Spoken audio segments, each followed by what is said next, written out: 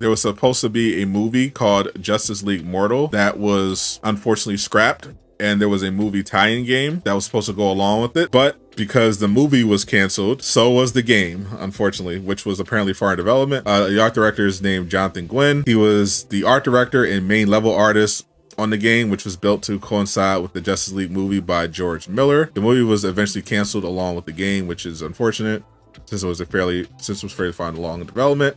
So he decided that he was going to share some of the visuals from the game that never was, sadly. Here's a little bit of Batman. It's a Batman selection screen paint over. Here's a look at Zamaron. It's giving me kind of DCUO vibes. Here's of course Superman. Here's the Flash Museum. Definitely seems like RPG-ish. You see the character you're selected as Batman. You have your health bar. You're kind of just exploring the Flash Museum. Here's some Mongol screen art. There's the roof of Wayne Enterprises. Shade Batman cover. Here's Gotham Alley and Batman being confronted by some bad guys. They were planning to have some different iconic locations throughout DC.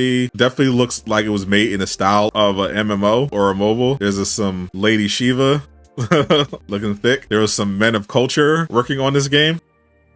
Yeah, there you go. For those that want a closer look at Lady Shiva and her weapons. The weapons look really cool. Really accurate. I see really nice costume. see she's got 2 swords that she be dual wielding, of course.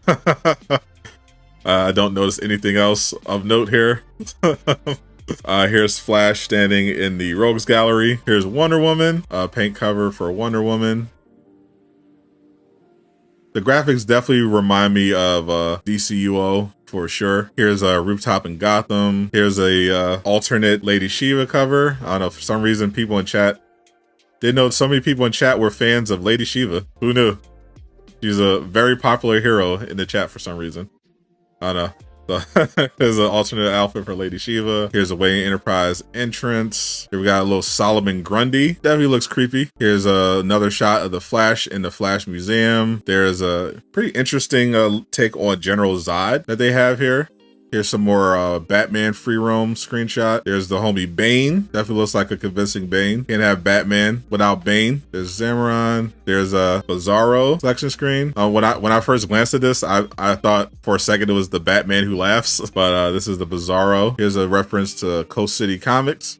Coast City Mall. And there's the second best Green Lantern according to Jay Shotglass. Here's a Bizarro Clark Kent. So it looks like Bizarro might have been a factor in this game. Bat-Zarro, Bizarro Kent. Here's some more Flash in the Flash Museum. So it looks like the game would have had some free roam, which is pretty cool. You'll have to kill Hal Jordan. You will one day. Here's another Bizarro cover wearing his more traditional Superman outfit. That is a shockingly hideous face, but accurate to Bizarro. Another what if for DC. Probably this game wouldn't have been that good, but it would have been at least a Justice League game. You see Professor Zoom and Reverse Flash. Pretty dope. That's actually pretty dope looking Reverse Flash right there. There's more Batman. There's the inferior Green Lantern and Justice Batman. So no Supergirl. We did at least get Wonder Woman and Lady Cakeva. This was called, once again, Justice League Mortal. It was a tie-in game back when tie-in games were a thing. Studios would do a movie and then they develop a tie-in companion game alongside it. That's going out of favor because game development is hard and trying to coordinate that with a movie is very difficult. So it was interesting that James Gunn mentioned that that's exactly what he would kind of try to do. Not directly maybe do tie-ins, but he wanted to have the DCU have games part of the canon and have all the actors play the same roles. So it'll be interesting to see if they can pull that off.